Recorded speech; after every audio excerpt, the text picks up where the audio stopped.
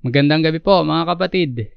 Ako pong muli ang inyong makakasama ngayong Thursday online Bible study natin.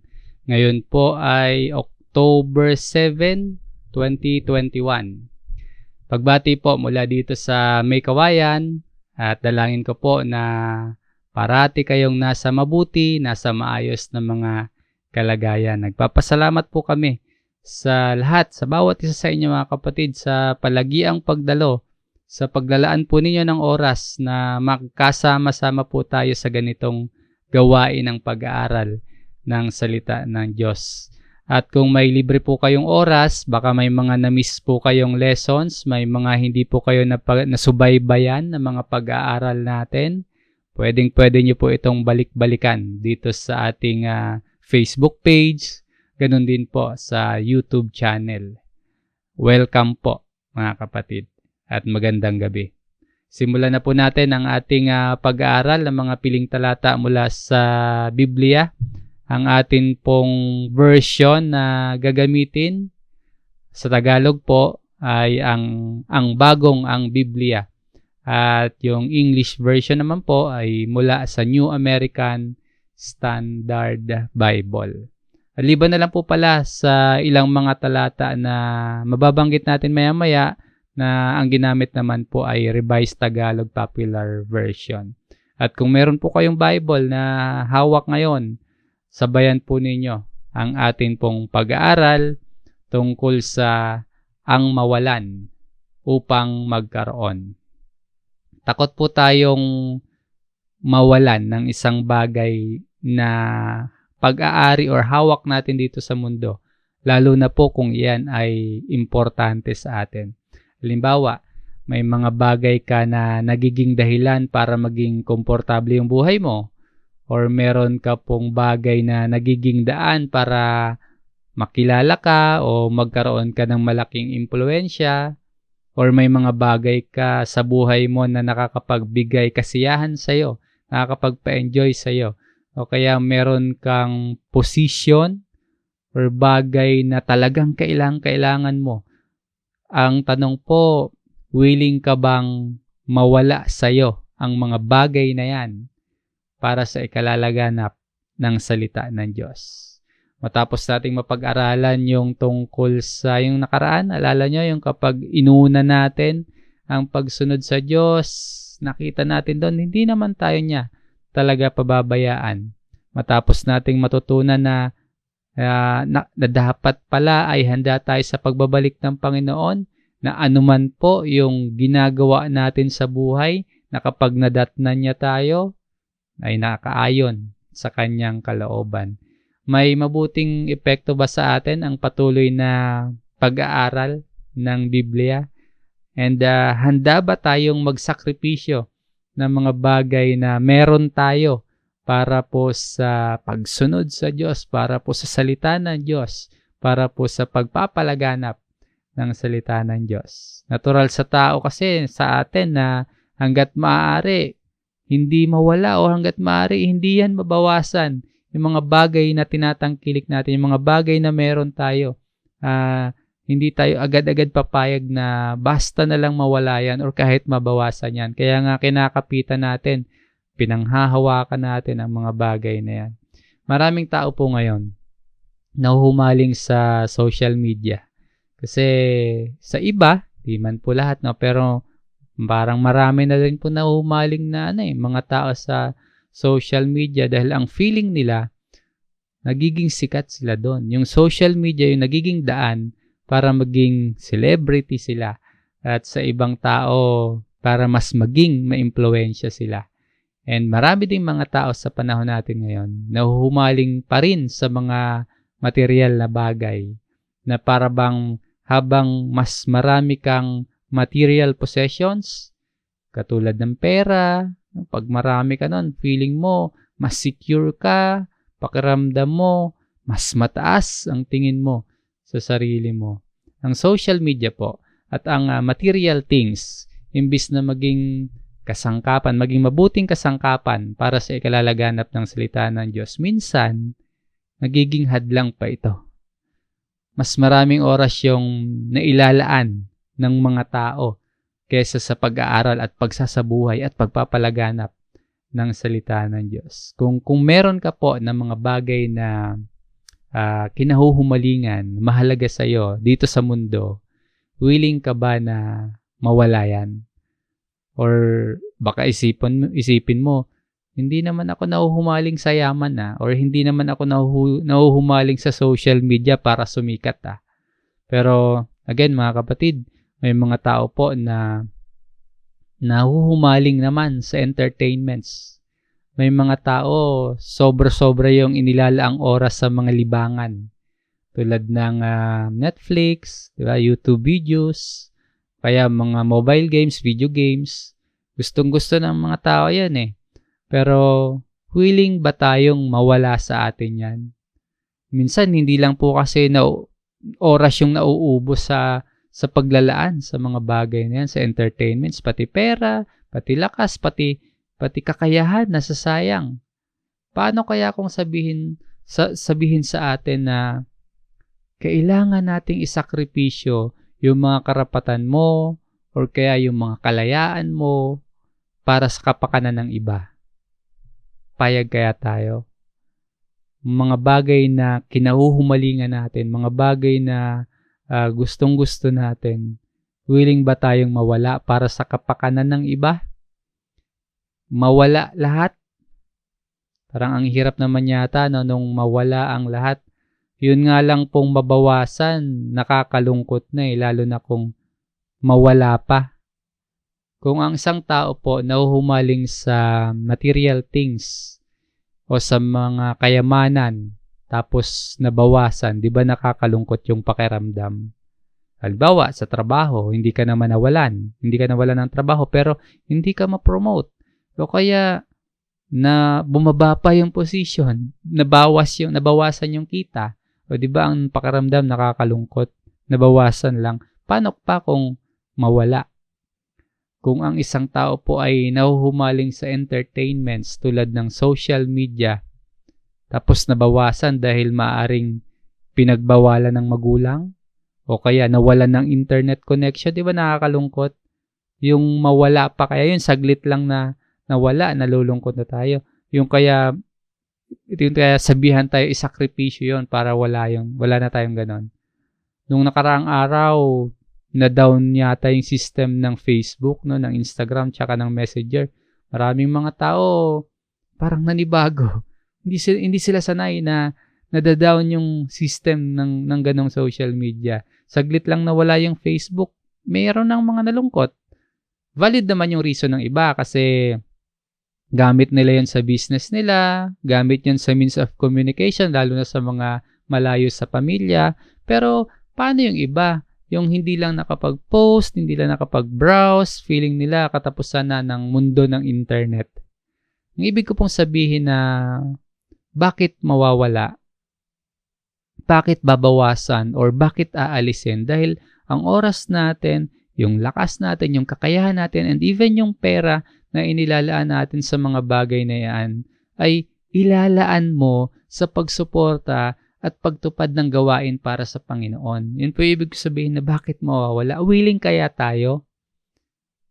Isipin po natin bilang mga mananampalataya, bilang mga Kristiyano na kahit po mawala yung mga bagay na nandito sa mundo, yung ilang mga pinanghahawakan natin, mawala yan, hindi pa rin ito katapusan ng mundo natin. No? Hindi pa rin ito katapusan ng buhay natin. Yung iba po kasi, masyadong nalulungkot, nadidepress, nawawalan ng pag-asa dahil nawala o kaya nabawasan ang mga kinahuhumalingang mga bagay. Mga kapatid, reminder po, kahit pa umabot sa basic needs natin, yung kailangang isakripisyo tulad ng pagkain, tulad ng tirahan, edukasyon, na mahalaga yan talaga sa atin, na talagang kailangan naman talaga natin. Pero isipin natin bilang mga mananampalataya, bilang mga nagtitiwala sa Diyos, maging handa po tayong mawalan para sa ating pagsunod. At syempre, lalo na po sa mga bagay na gusto lang talaga natin, na hindi naman talaga kailangan natin. No? willing ba tayong mabawasan? Willing ba tayong mawala ang mga bagay na meron tayo dito sa mundo? Again, paalala po ulit mga kapatid, mga mananampalataya po tayo. Tayo po ay mga Kristiyano. Totoong malaya na tayo or dahil sa Panginoon, pinalaya na tayo. Ngunit yung kalayaan natin, meron din pong boundaries.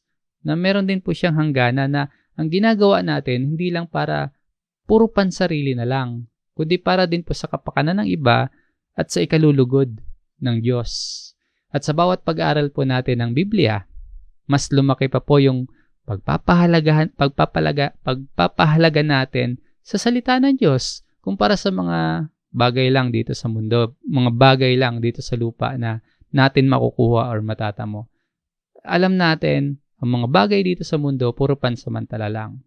Alam natin ang salita ng Diyos na mananatili. Na para sa ating mga Kristiyano, maging napakahalaga sa atin ang mabuting balita at pagpapalaganap ng mabuting balita kumpara sa anumang bagay na meron tayo dito sa mundo. At makita natin sa pag-aaral ngayon po na kahit mawalan tayo ng mga bagay dito sa mundo, meron tayong mahalagang bagay na matatamo. Ang pag-aaral po natin today, mula po sa sulat ni Apostol Pablo sa unang Korinto, chapter 9, verse 12 hanggang 27 po. Tingnan natin kung ano ba yung prinsipyo ni Pablo sa buhay na maaring itinuturo sa atin ng salita ng Diyos na maging life principle din po natin bilang mga tagasunod ni Jesus. Kasi si Pablo, di ba, follower, apostle, tagasunod ng Panginoon, tulad mo, tulad natin. And handa po ba tayong mawalan upang magkaroon? Okay, tingnan po natin ang pangyayari kay Apostol Pablo at alamin natin ang mga bagay na handang mawala upang makamtan ang higit na mahalaga.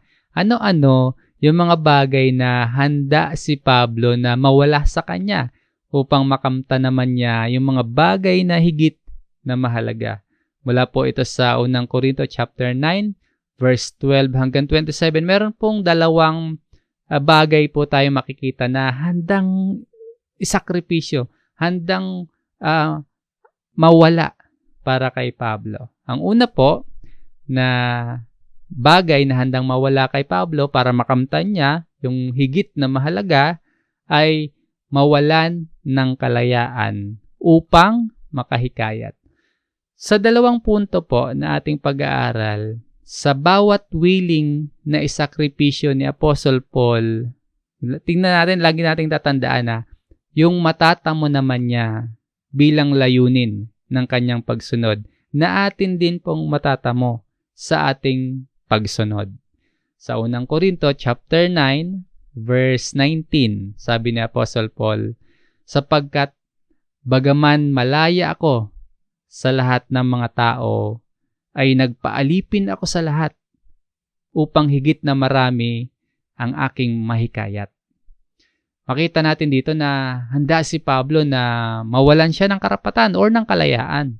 Merong issue noon sa Korinto na nagiging problema or sa local church, nagiging katitisuran sa iba yung financial na pagsuporta sa mga manggagawa. Yun yung issue sa kanila noon.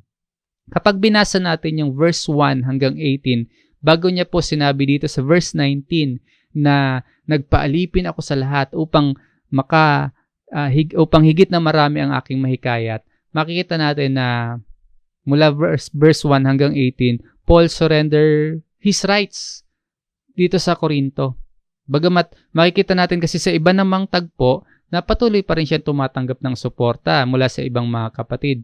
Pero yung right niya bilang apostol na katulad na right or karapatan ng ibang apostol na suportahan siya financially para sa kanyang ministry, dito po sa Korinto, sinurrender po yan ni Pablo. Ang reason, upang makahikayat ng marami. So, mayroong kalayaan or karapatan na isinuko at handang mawala kay Pablo. Bukod po doon, ano pa yung nakikita natin na handang mawala para kay Pablo? Malaya si Apostle Paul or may karapatan din siyang mag-asawa. Pero hindi niya ginawa. Mababasa natin yan sa chapter 7, verse 35, mga bandang ganon. Ang dahilan ni Pablo, upang makapaglingkod sa Panginoon nang walang sagabal. Hindi naman dahil sagabal ang mga asawa, kundi para kay Pablo, sa unang Korinto chapter 9, verse 12, ito yung primary. Kung ang iba ay mayroong ganitong karapatan sa inyo, hindi ba higit pa kami? Gayunmay hindi namin ginamit ang karapatang ito, kundi tinitiis namin ang lahat ng mga bagay upang huwag kaming makahadlang sa ebanghelyo ni Kristo. Isa pa sa mga give up ni Apostle Paul ay pag-aasawa. Hindi dahil masama ang pag-aasawa or dapat namang gawin natin ito bilang mga nasa ministry. Sa particular pong sitwasyon ni Pablo, maaaring para sa kanya makakahadlang sa kanyang misyon kung siya ay mag-aasawa. Kumbaga, para kay Apostle Paul, it is all about preaching the gospel at makatiyak siya na mas maraming mga tao ang makakapakinig at walang magiging unnecessary na mga hadlang para sa pagpapalaganap ng ebanghelyo ni Kristo.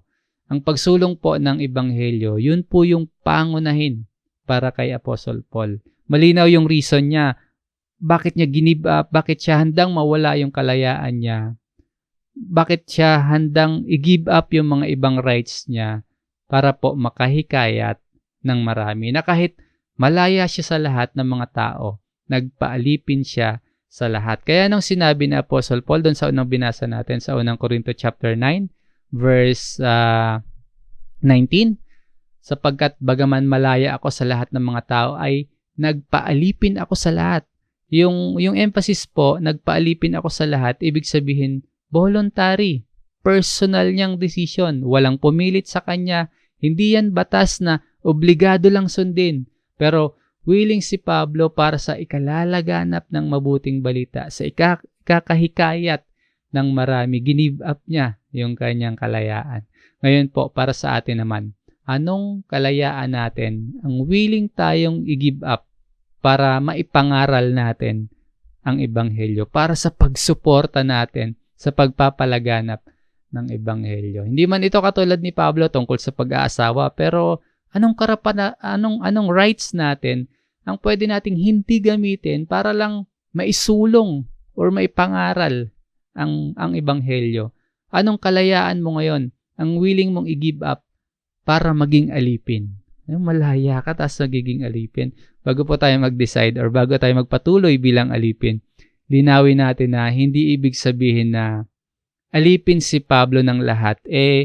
Gagawin ni Pablo kung ano yung gustong gawin ng ibang tao, na magiging sunod-sunuran lang siya sa mga tao. Hindi po ganon. Hindi naman po kasi inalipin ng lahat ang sinulat niya, kundi ang sabi niya, nagpaalipin ako. Voluntary submission. Ito yung life principle na matututunan natin kay Pablo at makikita natin din yan sa ating Panginoong Jesus. Sa sulat ni Pablo pa din sa Filipos naman, chapter 2, verse 7, kundi hinubaran niya ang kanyang sarili at kinuha ang anyong alipin na naging katulad ng tao. Ang ating Panginoong Jesus naging tao, katulad natin. Ibinaba ang sarili, na ibinigay ang sarili, nagsakripisyo para sa ikabubuti ng marami at sa kapakanan ng marami. Ano yung purpose ni Jesus? Na makikita nating tinutularan ni Pablo, na dapat din nating matutunan at dapat din nating tularan bilang mga followers, bilang mga believers, bilang mga mananampalataya ng Panginoon. Anong purpose ni Pablo na nakita niya sa Panginoong Yesus na dapat din nating maging purpose sa ikalalaganap po ng ebanghelyo, sa ikaliligtas ng marami? Di ba ginawa ni Jesus ang mga ginawa niya para sa ikaliligtas ng marami sa atin? Di ba, Panginoon siya, tas ibinaba niya ang kanyang sarili. Para saan? Para sa ikaliligtas ng marami. Hinubaran ng Panginoon ang kanyang sarili, nag-anyong alipin para sa ating lahat, para sa ikaliligtas natin. Ganyan tayo kamahal ng Panginoon. Gaano mo kamahal ang mahal mo sa buhay na willing mong i-give up ang kalayaan mo or ang karapatan mo para sa pagtatamo nila ng biblikal na pananampalataya. Ito yung tinutularan ni Apostol Pablo. Hindi pansariling kapakanan ang hangad, diba? Kundi kapakanan ng iba, na madala ang ibang mga tao sa Panginoon. Winning people to salvation in Christ. Di ba yun yung mission ni Jesus? Ito yung mission ni Pablo. Yan yung mission ng mga apostol at mission nating mga tagasunod ni Jesus. Parte ng buhay natin ang makapanghikayat sa iba tungo kay Jesus. Kahit minsan ang nakasalalay doon, comfort natin, o karapatan natin, kalayaan natin yung comfort. Nakasalalay minsan yung power or yaman natin kung meron man, pati nga po yung mga basic needs nakasalalay din. Ito yung mga karapatan or kalayaan natin. Ito yung willing i-give up ni Apostol Pablo. Yan yung give up ng ating Panginoong Yesus, yung kanyang kalayaan. Pagdating sa gospel, willing ba tayong isakripisyo or handa ba tayong mawala ang kalayaan o karapatan natin? Bilang mga Kristiyano po, kumusta ang attitude natin sa pagdating sa pag-preach ng gospel? Pagdating sa pag-share nito sa kakilala natin, sa paghihikayat sa iba, kumusta yung attitude natin? Baka hanggang ngayon, ang asal natin sa pagbabahagi ng ebanghelyo sa iba, paano ba? Saka na lang yan, pag may pagkakataon na. Or saka na lang pag may time na. Or kaya, saka na lang kapag may interest na silang makinig. O kaya, kapag malakas na yung loob ko, kapag hindi na ako nahiya, saka ko nagagawin. Ganun ba yung asal natin? Or kaya ganito, oras ko to, pera ko to, no? Kakayahan ko to at talino ko to. Bakit ko naman gagamitin sa pangangaral ng ebanghelyo? Ganyan ba tayo, no? Ang katwiran natin, kayo na lang. Or iba na lang ang gumawa niyan. Tagapakinig na lang ako. Ganun ba yung attitude natin pagdating sa gospel, sa preaching the gospel? Receiver na lang ako ng mabuting balita. Baka hanggang ngayon po, ganyan ang katwiran natin. Na ang lahat ng meron ako ay karapatan ko at kalayaan ko kung saan ko dadalhin at saan ko gagamitin. Ganun ba tayo? Alalahanin natin, mula nung tayo po ay sumampalataya kay Jesus, tayo po ay alipin din ni Jesus. Alalahanin natin na oo, kaibigan niya tayo, oo, mahal niya tayo. Pero bahagi ng kalagayan natin ng pagsunod, pagsampalataya kay Jesus, tayo po ay alipin din ni Jesus tulad ni Pablo. At ang alipin po, walang kondisyon sa pagsunod. Kaya tayo magkakapatid, pantay-pantay po tayo bilang alipin ng Panginoon. Kaya nga tawag natin sa Kanya, Panginoon eh. Diba? Tayo po ay alipin. Ang alipin, gagawin ang lahat ng makakayang gawin nang walang pagdadahilan para sa Kanyang Panginoon. At particular or specific po yung tagubilin sa atin ng ating Panginoon na bilang mga mananampalataya ay makapanghikayat din tayo ng kapwa. Yung makapanghikayat tayo na maging mananampalataya ng Diyos. Sila man po ay anak natin, magulang natin, asawa man natin yan, pinsan man natin, kaibigan man natin yan, or katrabaho natin, or kaeskwela natin, kay kapitbahay natin, o kaya mga kamag-anak natin. Bilang mga mananampalataya, specific po yung tagubilin ng Panginoon na makapaghikayat tayo ng kapwa-tao na maging mananampalataya sila ng Diyos. Huhubarin ba natin yung ating pride? Huhubarin din po ba natin yung ating selfishness? Aalisin ba natin yung ating pagpapabaya pagdating sa gospel? Yung yung katamaran natin, aalisin ba natin yun? Aalisin ba natin yung mga bagay na nakakahadlang para masunod natin ang tagubilin ng Panginoon? Sa unang Korinto, chapter 9, ito po yung ating main verse, di ba? Sa chapter 9, verse 20 hanggang 22, nagbigay si Apostle Paul ng mga halimbawa kung papaano siya naghihikayat ng mga uri ng tao patungo kay Kristo. Basahin po natin. Simulan natin sa verse 20. Sa mga Hudyo, ako ay naging gaya ng isang Hudyo upang mahikayat ko ang mga Hudyo. Sa mga nasa ilalim ng kautusan, ako ay naging gaya ng isang nasa ilalim ng kautusan. Bagaman ako ay wala sa ilalim ng kautusan, upang aking mahikayat ang mga nasa ilalim ng kautusan.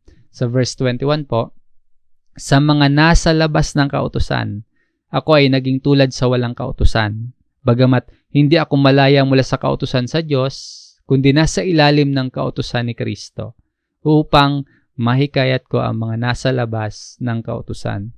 At sa verse 22, sa mahihina, ako ay naging mahina, upang mahikayat ko ang mahihina. Sa lahat ng mga bagay ay nakibagay ako sa lahat ng mga tao, upang sa lahat ng mga paraan ay makapagligtas ako ng ilan. Merong klase ng mga tao na binanggit sa Apostle Paul at ginawa niyang halimbawa. Yung Hudyo, ito yung mga nasa ilalim ng kautusan. Ito yung mga relihiyoso. Nabanggit niya rin po yung mga nasa labas ng kautusan. Ito naman yung mga Gentile. At yung isa pa po, yung mga mahihina. Kumbaga, sa panahon natin ngayon, ito yung mga bago pa lang sa pananampalataya, mga bagong Kristiyano pa lang, hindi pa malalim yung pagkaunawa sa gospel. Ang point ni Pablo sa verse 19 hanggang dito po sa 22 ay gagawin niya kung ano yung makakaya niya para ang lahat ng uri ng tao na nakakasalamuhan niya ay maabot niya at makapagligtas siya. Sabi pa nga niya dito, makapagligtas ako ng ilan, sabi ni Apostle Paul. Pero linawin natin, hindi naman talaga si Pablo yung Savior. No? Si Jesus lang talaga yung ating tagapagligtas. Pero ginagamit ng Panginoong Jesus ang mga alagad niya upang magtamo ng kaligtasan ang ibang mga tao. So ginagamit po si Pablo bilang alagad na instrumento upang magtamo ng kaligtasan ng ibang tao. At lahat ng paraan ay ginagawa ni Pablo, kasama doon yung pag-give up ng kanyang kalayaan para makapagligtas ng ilan. Kaya kung ikaw po, kapatid, ay tinawag, kung ikaw ay itinalaga, kung ikaw ay pinili, ikaw ay binigyan ng kakayahan para sa ikaliligtas din ng iba. Again, kung sino man yan, yung asawa, magulang, anak, kamag-anak, katrabaho, kaeskwela, katulad ni Pablo. Ikaw po ay alagad ni Jesus at maging matyaga tayo na gagawin natin ang ating magagawa na katulad ng sabi dito ni Apostle Paul, upang sa lahat ng mga paraan ay maipahayag at makita ng maraming tao ang kapangyarihan ng Diyos na bumago ng buhay. Tulad ng paano ka binago ng salita ng Diyos. Kung paano ka binago ng kapangyarihan ng Diyos sa ikaliligtas ng marami. At katulad ni Apostle Paul, mawalan man siya ng kalayaan, mawalan man siya ng karapatan na gawin kung ano yung gusto niyang gawin, yung mawalan man siya ng kalayaan na gawin yung para sa sarili niya, hindi po siya talo, hindi po siya nalugi. Kung ito man po ay magbubunga, kung ang pagsunod sa Panginoon ay maghahatid sa mga tao patungo kay Kristo, hindi siya lugi. Di ba ganun din sa atin ngayon?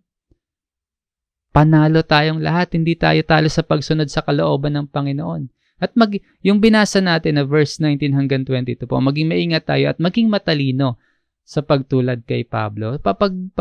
Ninilay-nilayan natin itong mga talatang ating binasa para masunod natin ang tama yung method na ginamit ni Apostol Pablo para makahikayat siya ng iba-ibang klase ng tao papunta or patungo kay Jesus.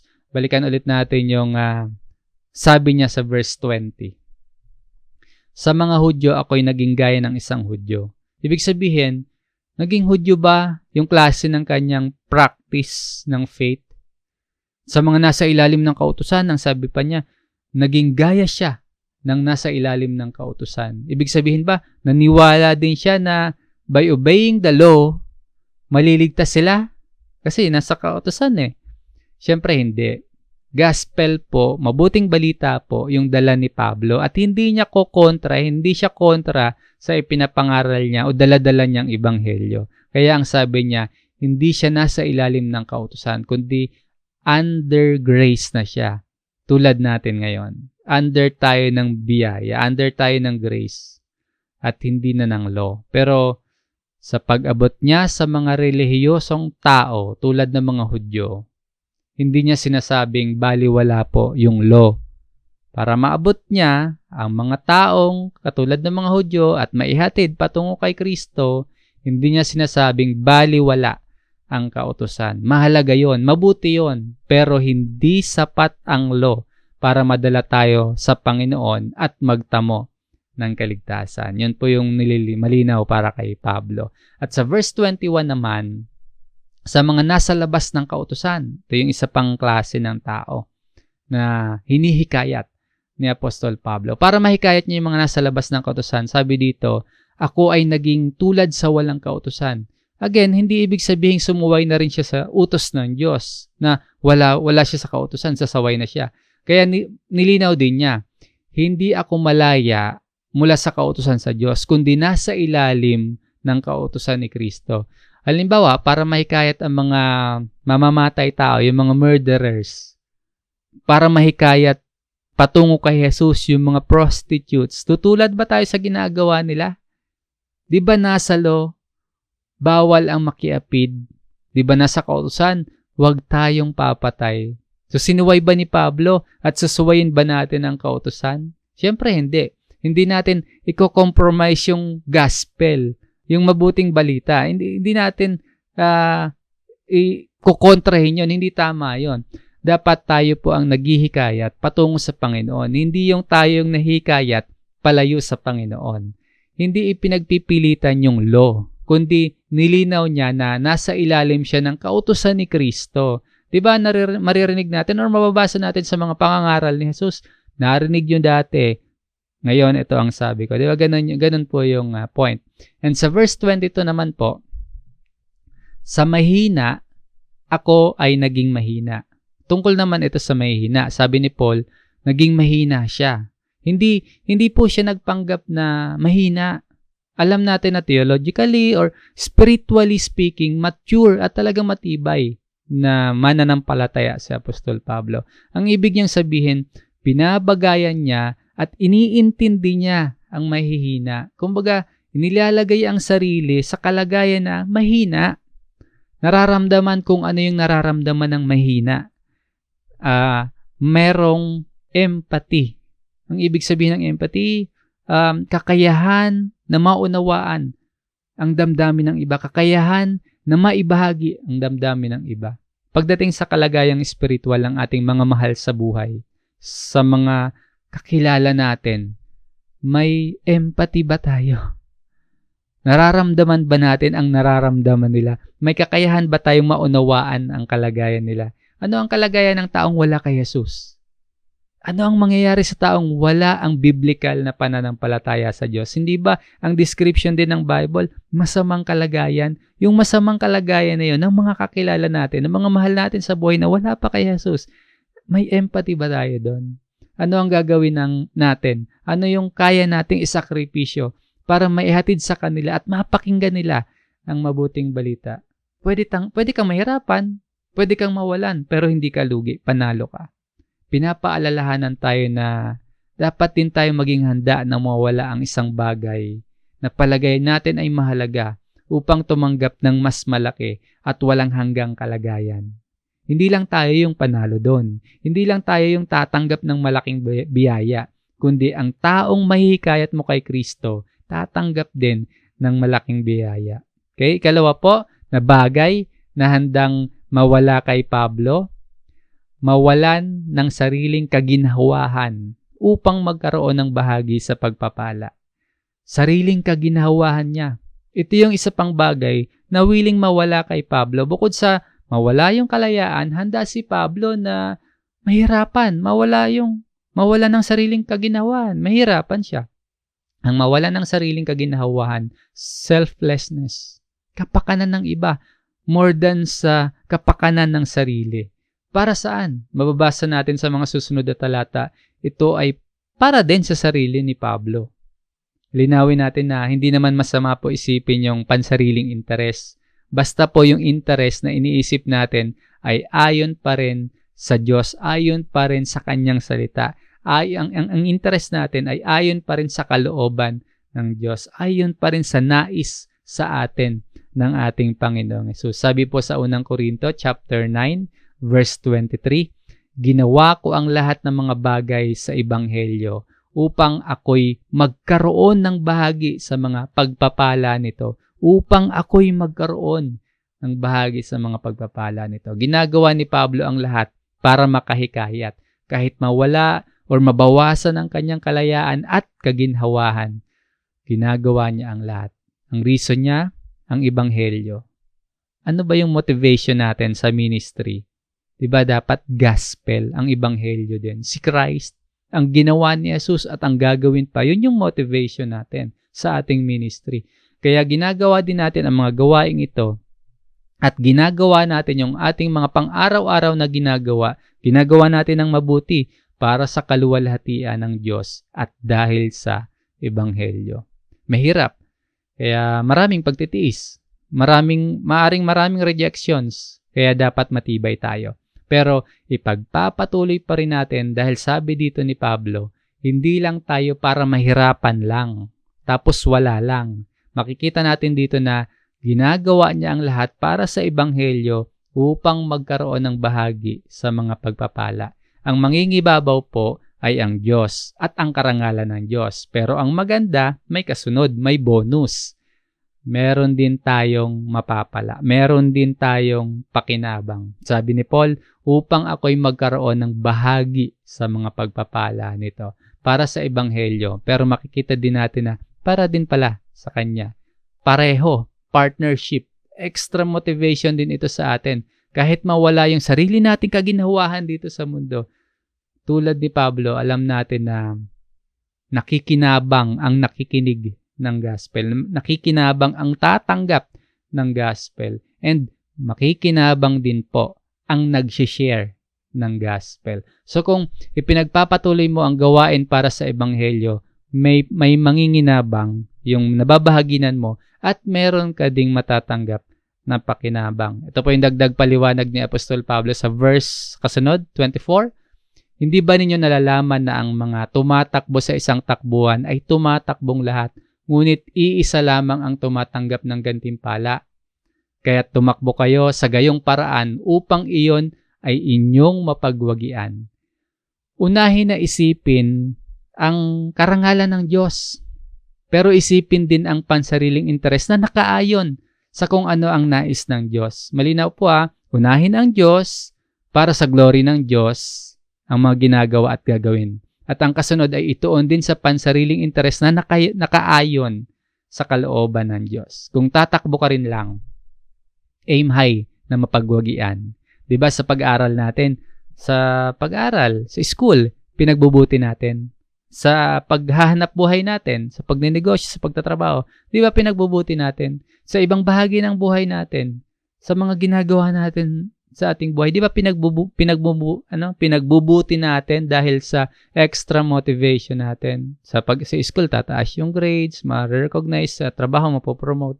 Sa buhay, pag ginagawa natin ng mabuti, merong napapala tayo. Sa ministry natin, ganun din.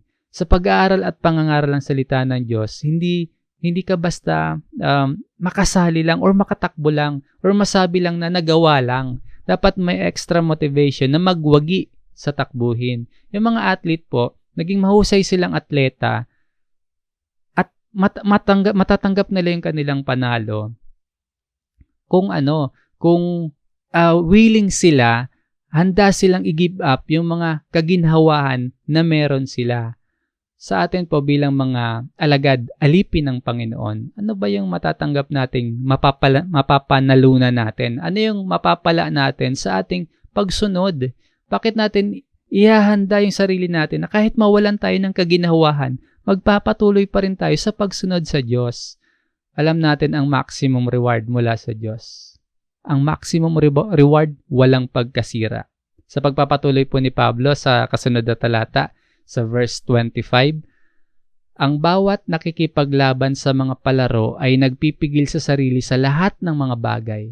Ginagawa nila iyon upang sila ay makatanggap ng isang korona na may pagkasira. Ngunit tayo'y sa walang pagkasira. Sabi ni Paul dito, ang bawat nakikipaglaban sa mga palaro ay nagpipigil sa sarili sa lahat ng mga bagay. Mahirap naman talaga manalo kaya dapat disiplinado. Naghahanda, hindi relax-relax lang bago lumaban. Merong lakas, merong oras na ilalaan, may pagdidisiplina, may pagpipigil sa sarili. Para saan yon? Sa korona na may pagkasira. Sa ating gawain na preaching the gospel at making disciples, hindi pala dapat pa-easy-easy din lang.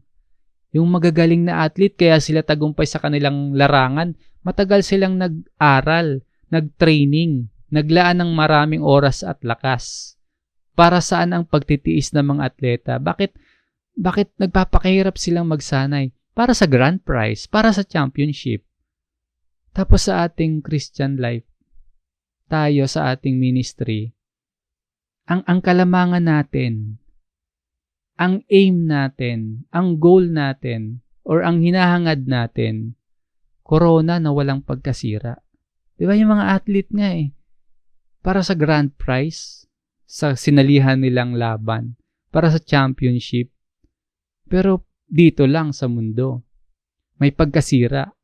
Tayo, sa ating Christian life at ministry, ang hinahangad natin, korona na walang pagkasira. Malinaw ang katuroan sa atin ng Biblia. Ang tanong lang po, willing ba tayong mawala ng sariling kaginhawaan para sa koronang walang pagkasira? Sabi nga po sa 2 Timoteo chapter 4, verse 8, ito po yung Revised Tagalog Popular Version. Makakamtan ko na ang koronang nakalaan sa mga matuwid. Sa araw na iyon, ang Panginoon na siyang makatarungang hukom ang siyang magpuputong sa akin ng korona, hindi lamang sa akin, kundi sa lahat ng nananabik sa kanyang pagbabalik. Hindi ko alam at hindi ko eksaktong madidescribe sa inyo kung anong klaseng korona itong nakalaan sa iyo bilang tagasunod ni Jesus. Pero malamang or matitiyak natin na mas mahalaga at walang pagkasira ito kumpara sa kayang ibigay ng mundong ito. Mas mataas na karangalan ito kumpara sa karangalan na matatamo natin dito sa mundo. At hindi lang ito para sa iilan, kundi sa lahat ng mga matuwid. Huwag nating sayangin ang pagkakataon. Mahirapan man tayo tulad ni Apostol Pablo. Mawala man sa atin ang sarili nating kaginawahan. Alam natin kung ano yung nakalaan para sa atin na nananabik sa kanyang pagbabalik, sa pagbabalik ng Panginoon. Ano nga po yun? Sabi dito, the crown of righteousness. Yung sabi ni Paul sa ating main text na pinag-aaralan sa verse 26 ng unang Korinto, chapter 9, kaya't ako'y tumatakbo na hindi gaya ng walang katiyakan. Hindi ako sumusuntok na hindi gaya ng sumusuntok sa hangin. So tulad ni Pablo, may purpose ang pagpapakahirap mo, ang pagtitiis mo. May purpose ang pagsasakripisyo mo. Hindi para sa wala lang. Hindi lang para sa iba. Para din ito sa iyo. At hindi lang para sa iyo, kundi para din ito sa iba. Yung pagpapakahirap, yung pagtitiis, yung kahandaan nating mawalan ng kiginhawahan. May direksyon ang takbo niya. May layunin sa mga ginagawa ni Pablo. Kumbaga sa isang boksingero, kita niya yung target kung saan siya magpapatama. Kumbaga sa basketball, kita mo yung ring or yung goal.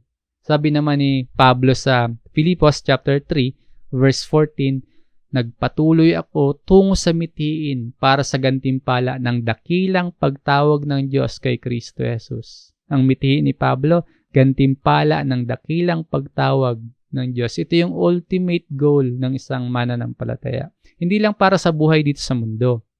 Hindi lang para maginhawahan, kaya tayo nanampalataya para umasenso, kaya tayo nagtitiwala sa Panginoong Jesus para maginhawahan. Hindi po ganoon. Or kaya tayo naging Kristiyano dahil naghahangad tayo ng yaman dito sa mundo lang. Or para sumikat. Hindi ganoon. Hindi para magkaroon ng kapangyarihan. Hindi para maging masarap lang ang buhay dito sa mundo. Ang goal natin, si Jesus, maging katulad ni Jesus. So magpatuloy tayo at magpapatuloy tayo sa pagsunod sa Kanya. Ang kapalit man nito ay ang ating sariling kaginhawahan. Sabi po sa unang Korinto chapter 9 verse 27, ngunit sinusupil ko ang aking katawan at ginagawa itong alipin upang pagkatapos na makapangaral ako sa iba, ako mismo ay hindi itakwil. Sinusupil at ginagawang alipin, hindi sinusunod yung sariling masamang nasa, pinipigilan, nagsasakripisyo, ginagawang alipin, sinusupil, masunod lamang ang kalooban ng Panginoon. Ibig sabihin, ang hirap na tinitiis, ang hirap na inaabot sa pagdidisiplina sa sarili, ganun po yung pagsupil at yung ginagawang alipin. Sinasabi ni Pablo na handa siyang mawalan ng kaginhawahan sa buhay ngayon at disiplinahin ang kanyang sarili. Para saan? Para makamtan ang gantimpalang laan ng Diyos sa mga tapat na mangangaral ng mabuting balita. Tuloy-tuloy din po tayo. Hindi para sa kapangyarihan, hindi para sa katanyagan dito sa lupa, hindi para sa yaman o anumang material o panandaliang bagay lang sa mundong ito. Marami pong nasasayang na lakas, marami pong nasasayang na oras na wala namang kinalaman sa ating paglilingkod at pagpaparangal sa Panginoon. Madalas kasi ang iniisip lang ng iba, mga panandaliang reward, championship, pagkapanalo, tagumpay lang dito sa mundo. Isipin din natin lagi yung nakalaang bukas na nais ng Diyos para sa mga mananampalataya. Hindi para sa sarili lang dito sa lupa. Para kay Jesus at sa kapakanan ng iba, sa ikatatamo ng kaligtasan ng bawat isa. Mahirap yan, pero anumang mawala sa iyo dito sa mundo, hindi ka malulugi, hindi ka matatalo. Mawala man po yung kalayaan, mawala man po yung sariling kaginhawahan, panalo ka pa din dahil kay Kristo. At malinaw naman po mula sa mga pag-aaral natin ng Biblia na hindi po tayo pinagkukulang ng Diyos, na sapat ang biyaya niya sa atin sa araw-araw. At totoo na kapag inuuna natin siya, ipagkakaloob niya ang ating mga pangangailangan. Ang mensahe po na iniiwan sa atin ng pag-aaral ngayon na maging handa tayong mawalan ng kalayaan at maging handa po tayong mawalan ng sariling kaginhawahan. Ito po, upang makamit ang hindi maaaring mawala. Nakita natin kung gaano katiyak si Pablo para sa pagpapalaganap ng mabuting balita ni Jesus, na sinasabi niya na kung para kay Jesus, itaya mo man ang lahat, may mabawas man sa iyo o may mawala man na kalayaan at kaginawahan mo dito sa mundo, hindi ka po talo. Garantisado po yung panalo mo. Yung panalo mo na to, hindi ito parang negosyo na nag-invest ka ng malaki, pwede kang kumita or pwede kang matalo, malugi. Hindi po ganon. Hindi rin ito parang isang sugal na hindi ka tiyak. Pwede kang manalo, pwede ka ring matalo big time. May risk, lalong hindi tiyak. Pero para kay Jesus, tiyak po ang panalo mo. Makakamit mo ang hindi maaaring mawala sa iyo. Kaya sabi po ni Pablo sa Roma naman po, sa chapter 8, verse 18, itinuturing ko na ang pagtitiis sa panahong kasalukuyan ay hindi karapat-dapat maihambing sa kaluwalhatiang mahahayag sa atin. Mga kapatid, magpalakas nawa ito ng loob natin na maging handa tayong malugi, na maging handa tayong mawalan manang malaki para magtamo ng higit na mas malaki. Sigurado si Pablo. Katulad din po ni Apostol Juan sa unang Juan chapter 3 verse 2, mga minamahal, ngayon ay mga anak tayo ng Diyos at hindi pa nahayag kung magiging ano tayo. Nalalaman natin na kung siya'y mahayag, tayo'y magiging katulad niya sapagkat siya'y ating makikita bilang siya.